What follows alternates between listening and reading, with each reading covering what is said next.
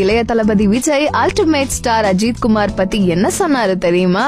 ரொம்ப சிம்பிளிசிட்டியான ஒருத்தர், ஸ்ட்ரெயிட் ஃபார்வர்டான ஒரு பர்சன், தங்கமான மனசு இருக்கக்கூடிய என்னோட ஃப்ரெண்டு, இவரை போல ஒரு ஃப்ரெண்டு கிடைச்சதுக்கு நான் ரொம்ப கொடுத்து வச்சிருக்கணும் அப்படின்னு சொல்லி அவர் சொன்னாரு.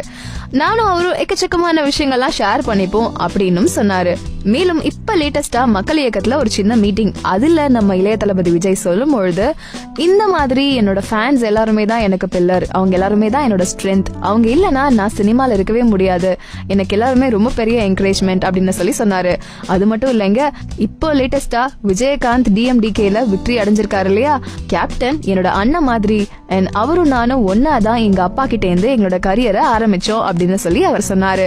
இது போல இன்னும் சுவாரஸ்யமான விஷயங்கள்லாம் நீங்க தெரிஞ்சுக்கணும்னு ஆசைப்படுறீங்களா? அப்படின்னா டென்சில் டாக்க கேட்டுக்கிட்டே இருங்க.